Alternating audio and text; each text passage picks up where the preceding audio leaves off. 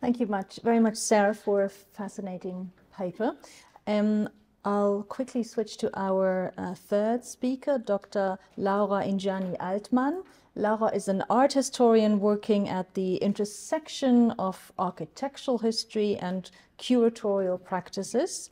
In her research, she focuses on the history of architecture in Germany, political ideologies, memory, and exile in the first half of the 20th century. Laura received her PhD from the Technical University in Munich. Her book Regierungsbaumeisterin in Deutschland, die Architektin Hanna Löw 1901 bis 1995 was published with Birkhäuser in 2021. In 2024, this year, Laura curated an EU-funded exhibition entitled Secret, Loud and Quiet, Women in the Resistance Against National Socialism for the Haus der Frauengeschichte Bonn.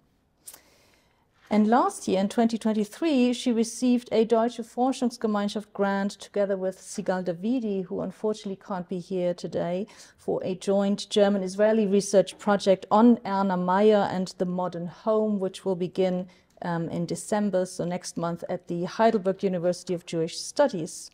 And now we're looking forward to her talk, which is entitled Jewish Feminism Revisited, the Rational Household of the Jewish Woman, Erna Meyer's Publications, 1926 to 1936. Laura, the floor is yours.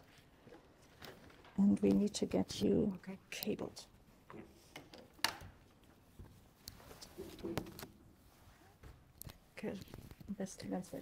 Okay. Okay.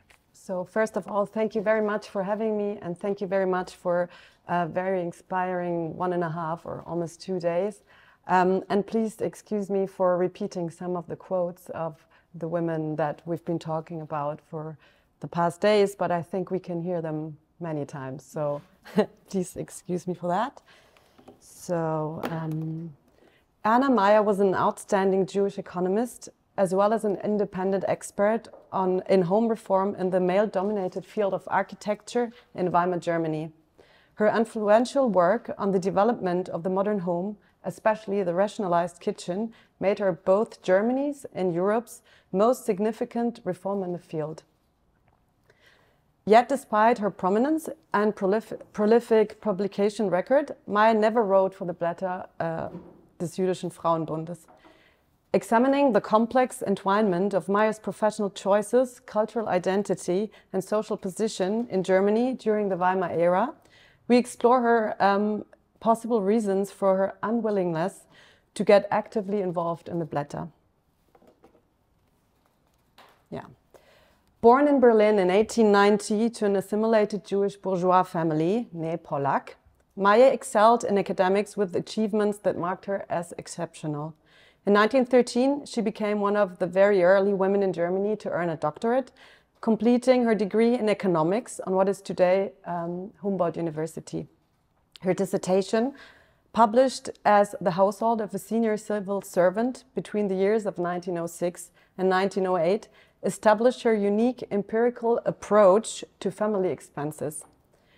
Using invoices and household expense logs, she developed a scientific method that manifested itself in the use of data and graphics, including innovative estimates of the energy consumed by different body positions.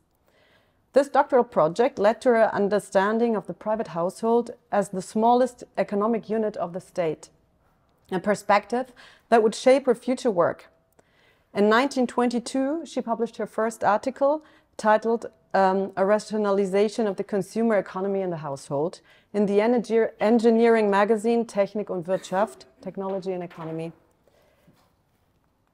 In the following decade, she published over 80 articles championing the use of scientific method in household management and kitchen design in newspaper dailies, women's magazines, architectural journals, culture magazines covering topics related to welfare, and political journals. Surprisingly, none of these appeared on the Blätter des Jüdischen Frauenbunds. Meyer's breakthrough came in 1926 with Der neue Haushalt, The New Household, a book that enjoyed unprecedented success and a really large readership of housewives and experts across gender lines. By 1932, it had been translated into several languages and reprinted 41 times. Her reputation rose even more after Ludwig Mies van der Rohe used the book as a guide for the rational kitchen designs at the 27 Stuttgart Werkbund exhibition, The Dwelling. This exhibition was not only a milestone in the development of modern architecture in Germany, but also served as Meyer's entry into the architectural scene beyond the country's borders. Indeed, once it came to an end, she began contributing to architectural and home economic exhibitions throughout Europe. Thanks to her reputation, she was appointed to advise architects, invited to curate parts of exhibitions and deliver lectures, as well as write essays and book chapters. She also began collaborating with architects, associations, and governmental committees. Meyer thus enjoyed much influence on the architectural discourses of the new building style, Neues Bauen, and was involved in a multitude of interdisciplinary projects related to the kitchen, the home, the household, and housekeeping in Weimar Republic. The Blätter's relationship with Meyer, however, is an intriguing conundrum. The magazine's editorial board consistently showcased the modern Jewish family in Germany, viewing the rational household as the architectural and organizational manifestation of modern life that affected primarily women. While actively following Meyer's work and even inviting her to give lectures, it struggled to secure any of her contributions in its journal.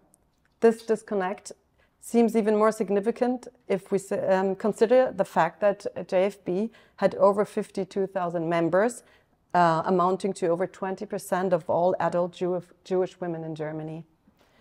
As Sidi Vronsky, head of the Central Welfare Board of Jews in Germany, noted in her 1927 book, Sociology of the Jewish Women's Movement, the JFB suffered from a significant blind spot when it came to Jewish professional women. Vronsky attributed this problem to the composition of its members, who were predominantly bourgeois women, either married or non-working daughters of middle-class parents. Addressing the JFB's anniversary conference 2 years later, Hanna Kaminski reiterated this critique and lamented the lack of professional women within the organization, namely doctors, teachers, social workers, but also employees and young working women, precisely the categories in which Meyer's expertise fell. Meyer's personal publishing strategy reflected her deliberate decision to position herself in mainstream discourse. Between 1924 and 1928, she maintained a regular presence in the influential women's magazine, Frau und Gegenwart, Woman and the Present, which promoted itself as a German journal for modern women's endeavors. Her multi-part series, Saving Time and Energy in the Household, covered practical topics such as correct postures while working, the organization of tools, and suitable furniture for the kitchen. She contributed with equal frequency to architectural magazines like Die Form, Bauwelt, and Baumeister, in which she established herself as an authority on kitchen design with modern floor plans. Meyer's reach extended across class and political lines. She contributed simultaneously to working-class women's magazines like Gewerkschaftliche Frauenzeitung and the nationalist and conservative Süddeutsche Monatshefte. As she confided in a letter to Walter Gropius' wife, Ise, her primary concern was to reach as many women as possible, even if publishing in certain magazines might annoy her usual readers. In 1929, Meyer finally launched her own monthly, Die Neue Hauswirtschaft, New Home Economics. The magazine struck a heretofore non-existent equilibrium between a women's magazine and a professional journal, whose objective it was to make housewives more independent. Covering diverse topics in architecture, health, nutrition, education, sports, and legal matters, the magazine drew on an impressive roster of contributors, including architects, engineers, physicians, psychologists, teachers, and politicians, many of them Jewish. I couldn't resist. I had to make another, show you another slide, because I've just found these beautiful pictures in her bequest of Erna Meyer and a colleague working on the Neue Hauswirtschaft. The complexity of Meyer's estrangement from her Jewish identity comes across clearly in her in the correspondence of her foster son, Josef Schubert, in 2002, and already in his 90s. Schubert described the Pollack family as assimilated and committed to Prussian principles. Although Meyer's father, Heinrich, an attorney and a civil servant, refused to baptize, a move that could have benefited his career, he believed that because the family did not observe Orthodox practices, it should not engage in any Jewish religious or cultural customs whatsoever. Thus, despite the awareness of their Jewish origin, the members of the Pollack family had not the slightest knowledge of Jewish tradition. This context may explain Meyer's limited engagement with Jewish publications before her immigration. She delivered only 2 lectures organized by the JFB, the first in 1926 on the premises of the Jewish community in Munich, and the second, 1927, before an alliance of women's organization, including the JFB, at the City Hall of Leipzig. While she rarely contributed directly to Jewish periodicals, some of these followed her work closely. The Lodge Sister, Logenschwester magazine, the newsletter of the Ladies Auxiliary of Bnei B'rith in Germany, was clearly attentive to her publications and published 5 reviews of her various works between 1930 and 1933. Her only direct contribution to a Jewish periodical appeared just months before her emigration in late 1933, when in a 3-page article in Logenschwester, she asked whether career changes for housewives might help the readers of the magazine at this critical moment. As early as 1912, Bertha Pappenheim had already noticed that professional women of Jewish origin were distancing themselves from the Jewish community. Speaking at the German Women's Congress in Berlin, she lamented that if many German women allowed to operate according to their given energy and abilities within the Jewish communities, earlier we would not have to sadly renounce many who, in their ardent desire for activity and personal development, have lost their bond that connects them to their tribal community, the community to which they now turn their backs without understanding, unquote. Despite all this, the Blätter continued to promote Meyer's work with enthusiasm. In 1927, Mine Meyer published a detailed review of Der Neue Haushalt, emphasizing its particular relevance to those Jewish families trying to combine the modern lifestyle of the new Jewish woman with religious precepts. The publication reviewed not only Meyer's chef d'oeuvre a second and even a third time, but also her subsequent works on a regular basis, and in 1933 included her publications in a list of recommended readings on rational household management.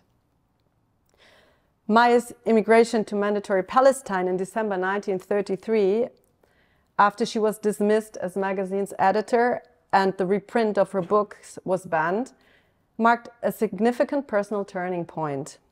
At the age of 43, widowed, and without any knowledge of Hebrew, she moved to Tel Aviv and began a new phase in her personal and professional life.